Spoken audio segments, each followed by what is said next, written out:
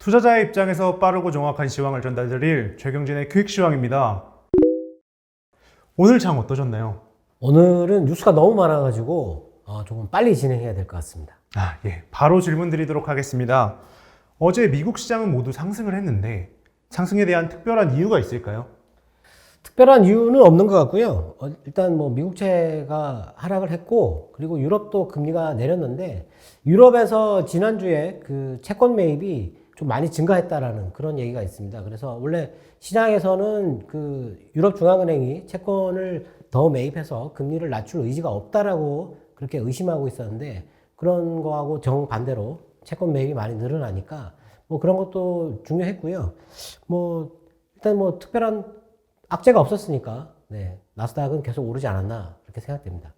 또 오늘 금리 인상과 긴축이 빨라질 수 있다 이런 뉴스들이 있었는데 어떻게 생각하시는지 궁금합니다. 계속 이런 의심을 하는 뉴스가 계속 나오는데요. 오늘 아침에도 뉴스에 보니까 그 연준이 긴축의 첫 발을 뗐다라는 그런 기사가 있었습니다. SLR이라는 그 연장 조치를 하지 않았다라는 것 때문에 긴축을 시작했다 뭐 이런 얘기를 했는데, 언제까지 이런 의심이 계속될지 알 수가 없네요. 일단 지금 이런 의심은 관련된 뉴스를 아예 보지 않는 게 투자에 도움이 된다고 생각하는데요. SLR 그게 뭔지 모르겠지만 그거 전혀 중요하지 않고, 지금 연준은 지금 청문회 하는데 지금 계속 기존의 입장을 고수하고 있습니다. 경기 회복은 아직 완성되지 않았고 계속 진행할 것이다. 그리고 재무장관도 마찬가지로 내년에는 완전 고용이 될 것 같고, 그리고 이런 재정정책, 확장 정책에 대해서 밝은 면이 올해 나올 것 같다. 이런 얘기를 계속 했기 때문에 이제 그만 그런 의심은 접어야 하지 않을까 싶습니다. 연준은 아니라고 하는데 전문가들은 왜 자꾸 의심을 하는지 궁금합니다. 일단 그거에 대해서 좀 생각을 해봐야 될 것 같은데요. 금융위기 때 연준은 두 번의 경고를 했었습니다. 모기지 시장이 좀 이상하다, 안 좋다, 뭐 이런 얘기를 했었거든요. 근데 시장에서는 그걸 귀담아 듣지 않았습니다. 그때 나왔던 뉴스는 2018년도 3월달 하고 5월달에 나왔었는데요. 그러고 나서 금융위기가 10월달에 터졌죠. 일단 그렇게 경고를 해도 시장은 잘 받아들이지 않고, 이렇게 좋다고 해도 시장은 잘 받아들이지 않는데, 금융위기 이후에 그 헬리콥터 버냉키라고 하는 사람이 돈을 계속 풀었죠. 그때 풀다가 금리를 갑자기 한번 인상을 했는데 그때 금리 발작이 일어납니다. 근데 그때 그 사람은 시장과 소통을 그렇게 많이 하지 않았었죠. 그러고 나서 계속 그 연준의 돈 풀기는 지속되다가 2015년 1월 달에 4조 5천억 달러까지 늘어나면서 그때가 정점이 됐었거든요. 그러고 나서 이제 연준의 자산이 조금씩 줄어들기 시작합니다. 그렇게 하다가 옐런 그 연준 의장이 있을 때, 그때 이제 2015년도 말에 금리를 한번 살짝 인상을 하게 되죠. 그러고 나서 이제 1년간을 기다리는데요. 2016년 1월 달부터 금리를 인상할 때, 그때 이제 연준의 자산이 조금씩 계속 줄어들고 있었어요. 그러고 나서 2018년도 1월 달부터 갑자기 연준이 긴축을 조금 속도를 빠르게 하기 시작합니다. 그때가 4조 4천억 달러가 무너지면서 빠른 속도로 줄어들게 되는데요. 금리가 최고점에 도달했을 때는 2019년도 1월 달이었습니다.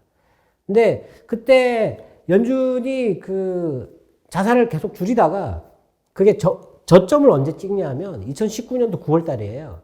그러니까 금리가 고점을 찍고 그 자산이 계속 축소되다가 저점을 찍었을 때, 그때 약간의 갭이 발생하고, 그렇죠? 갭이 발생하고, 그리고 연준이 이렇게 금리를 인상할 때 시장에서 2018년도 1월 달에 그때 이제는 금리를 좀 인상을 덜 하지 않을까? 그때가 1.5%였거든요. 근데 계속 인상하는 거죠. 그러고 나서 시장이 갑자기 2018년도에 갑자기 우리나라 시장에서 200포인트가 갑자기 빠지는 날이 있었습니다. 근데 그때 이미 이제 연준 자산이 계속 줄이고 있었죠. 그런 과정을 겪으면서 시장이 이게 생각지 못하게 어떤 긴축을 해서 시장에 충격이 주어지지 않을까, 그런 의심을 하게 되는 것 같은데요. 어제 전문가들 그 설문조사를 했는데 올해 금리를 올린다고 얘기한 사람이 46%였습니다. 너무 많은, 절반 정도 되는 사람들이 아직도 금리를 올해 올릴 수 있다라고 얘기를 하는 거죠.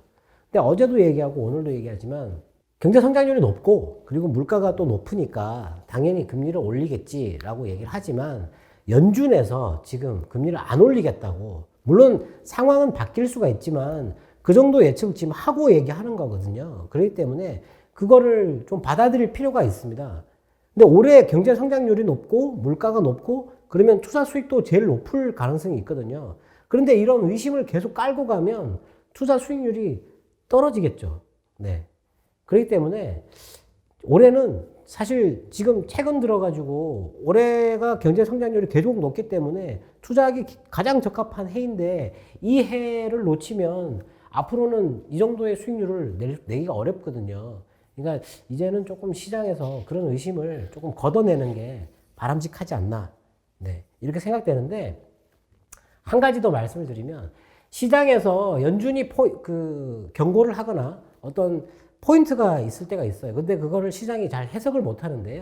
최근에 예를 들면 작년 11월 달에 미국에서 중국에서 나오는 빵 봉투에 끈 있거든요. 그 끈에 관세를 부과한다라는 뉴스가 있었습니다. 근데 관세 얘기 나오니까 시장이 또 갑자기 발작을 하는 거죠. 그때 매도가 그날 많이 나왔었거든요.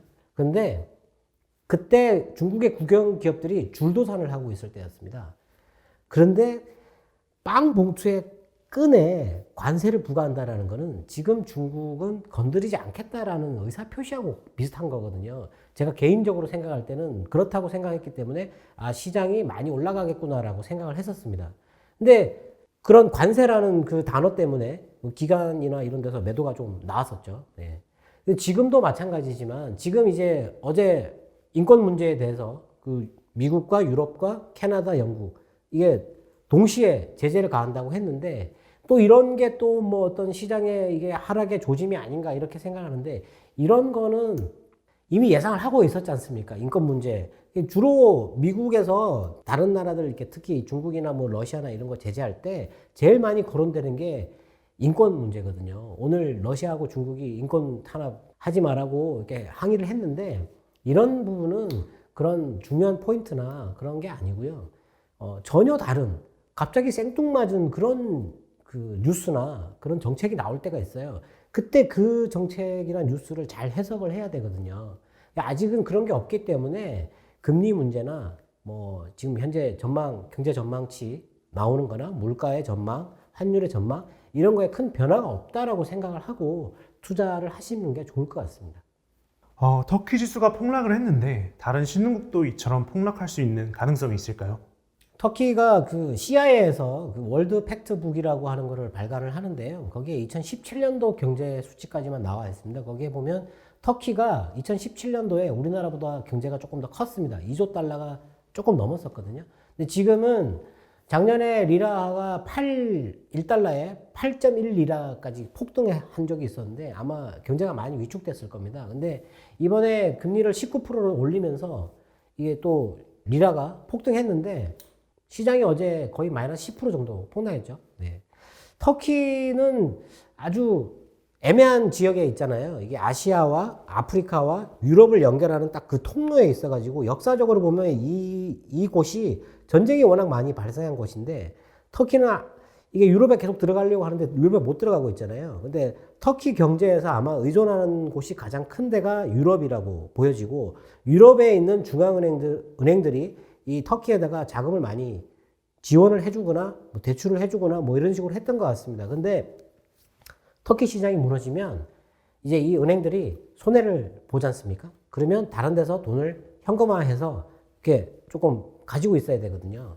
그래서 매도가 나오는 거죠. 예. 경제 규모는 우리하고 비슷한데 이런 나라들이 망하게 되면 사실 우리나라가 그 예전에 외환 위기를 겪었을 때 그때 세계 경제에 충격을 줬느냐? 안 줬습니다. 예. 아르헨티나가 지금 물가가 폭등해가지고 망하면 경제 충격을 주느냐? 안 주죠. 네.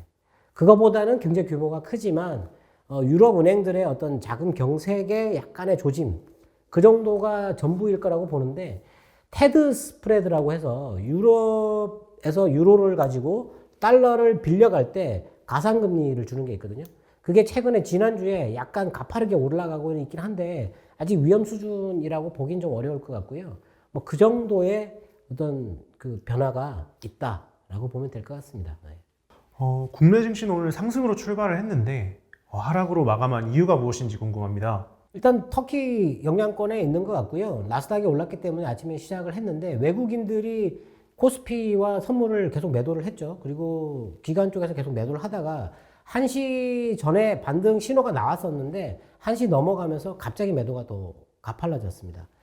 근데 중국에서도 오늘 그 부동산 규제 강화하는 뉴스가 있었고요. 그리고 국영기업들한테 해외 자금에 대한 단속 강화한다고 그런 뉴스가 있었다고 합니다. 그게 아마 터키 같이 지금 불안한 나라들이 있으니까 뭐 자금의 어떤 흐름에 문제가 생길까 싶어서 그런 얘기를 했던 것 같은데 중국도 오늘 하락하다가 조금 회복을 했죠. 그래서 뭐 큰 문제는 안 될 것 같고 제가 걱정했던 거는 혹시 이런 문제 때문에 미국채 금리가 많이 떨어질까 싶어서 걱정을 했었거든요. 근데 오전에 1.663까지 떨어지다가 이게 살짝 다시 올라오고 있어요. 그리고 환율 부분에서 보면 이런 문제가 터지면 우리나라 환율이 많이 오르게 되는데 환율이 오늘 많이 안 올랐습니다. 네.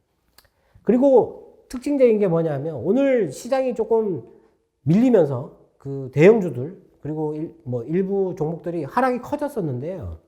삼성전자가 안 빠졌습니다. 네. 지난번에 3월 11일인가요? 그때 제가 삼성전자에 대량 매수가 들어왔다고 말씀을 드렸는데 이제 환율 하락을 한번 생각해 봐야 된다고 얘기를 했는데 그때가 1140원이었어요. 근데 오늘 1128원이잖아요.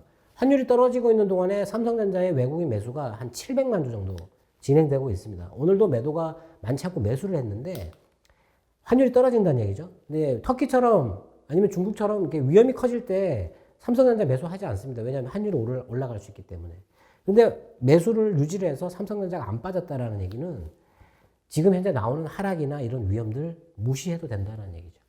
오늘 기관의 매도세는 여전히 강했어요. 근데 이제 외국인의 매매는 코스피랑 코스닥이 조금 다른 양상을 보여주고 있는데 이게 공매도를 생각해서 매매를 해야 되는지 좀 궁금합니다. 공매도에 대해서 지금 계속 몇 번씩 제가 말씀을 드리고 있는데 공매도를 5월 달에 하려면 펀드에 이미 그 많은 종목들이 들어있잖아요. 그 종목 중에서 코스피 200과 코스닥 150 중에서 공매도 대상이 될 만한 종목들은 미리 덜어내야 됩니다. 지금 공매도가 시작된 게 아니고 미리 덜어내는 작업이 진행되고 있다라고 보시면 될 것 같거든요. 근데 지금 어제도 말씀드렸지만 외국인이 매도하는 섹터가 전기전자, 그리고 화학, 그리고 운수장비, 서비스업, 대형주죠. 작년 연말부터 올해 초까지 제일 많이 올랐던 그 업종들에서 지금 매도가 계속 나온다라는 거죠. 예. 공매도가 어느 게 시작될지는 외국인도 모르거든요. 일단 비중을 줄여놓는 겁니다. 네.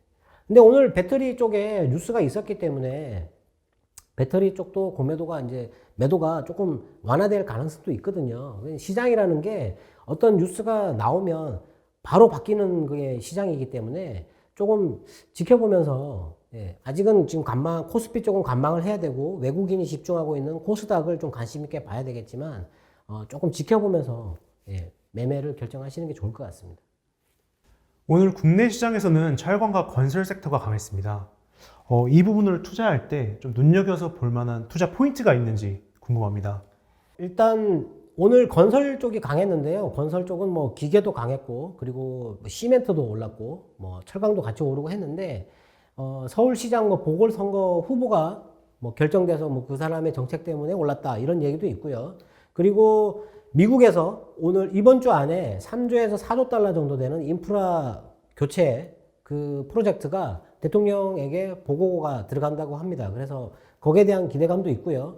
그리고 지난 밤에 사우디가 예멘 반군에게 휴전을 제안을 했어요. 근데 예멘 반군은 뭐 거절을 했는데 지금 중동에서 나오는 뉴스들이 조금 분위기가 달라지고 있다. 이스라엘하고 사우디하고 지금 이상하게 흘러가고 있다라고 보시면 될 것 같은데 아마 우리나라 해외 건설 쪽은 그쪽이 조금 영향을 받으니까 그런 쪽도 좀 봐야 될 것 같습니다. 어제 전기차 시장에 대해서 얘기를 해주셨는데 일본에서는 이제 전기차 대신 하이브리드를 고집한다라고 뉴스들이 많이 나오고 있습니다. 도대체 왜 그런지 궁금합니다. 일단 도요타가 하이브리드를 계속 고집을 하고 있고 그 사람들은 뭐 탈탄소 쪽으로도 안 가겠다라는 식으로 지금 당장은 안 가겠다라는 식으로 얘기를 하고 있는데 그 상당히 좀 관심 있게 봐야 되는 겁니다. 그게 일단 지금 배터리의 성능이 너무 좋지 않아요. 한번 충전해가지고 멀리 못 가고요. 그리고 충전하는데 시간도 많이 걸리고요. 그리고 충전소도 많지 않아요. 이게 확산되고 보급되려면 지금 최소 2023년 이후를 얘기를 하는 건데 그때까지 버티겠다라는 거죠. 버티고 나서 그리고 고체 배터리로 바로 넘어가는 게 더 유리하다고 보는 거죠. 아무래도 전기차 쪽을 먼저 준비를 했다가 그거보다 더 좋은 게 나오면 이게 또 교체하는 비용이 들어갈 수 있으니까 뭐 회사 측에서는 그쪽이 더 낫다라고 생각하는 것 같습니다. 네. 그래서 일본 그 자동차 업체들, 도요타가 지금 세계 1위지 않습니까? 판매량 1위인데 이런 1위 업체가 왜 지금 그렇게 빨리 가고 있지 않은가? 거기에 대해서 한번 생각을 해볼 필요가 있습니다. 네. 오늘 또 배터리 관련 세 가지 뉴스가 있었습니다. 첫 번째는 이제 SK이노베이션이 배터리 사업 물적 분할 이슈였고요. 두 번째는 삼성 SDI의 미국 공장 투자를 검토하고 있다. 이런 뉴스가 있었고, 세 번째는 현대차 배터리 내재화는 불가능에 가깝다. 이런 내용이었습니다. 이 내용들이 배터리 관련주에 어떤 영향을 미칠지 궁금합니다. LG화학이 그 LG 에너지 솔루션이라는 회사를 물적 분할할 때 국내 언론사에서 이런 얘기를 했었죠. 그거 떼내면 페트병 만드는 회사다. 정말 어떻게 그런 생각을 뉴스로 낼 수 있는지 모르겠지만 배터리 회사들이 해외 투자를 많이 하면서 이게 빚이 많이 늘어나죠. 근데 기업이 자금을 조달하는 방법은 대출을 받는 게 있고요. 채권을 발행하는 게 있고요. 그리고 유상증자를 하는 게 있습니다. 근데 유상증자를 하게 되면 지금 그 원래 회사에 타격을 주겠죠. 예. 그리고 대출이나 채권을 발행하게 되면 이자 부담이 있잖아요. 네. 그렇기 때문에 회사를 떼내 가지고 새로운 자금을 끌어들여서 그 자금으로 투자를 하는 게 나은 거죠. 회사 입장에서는. 네.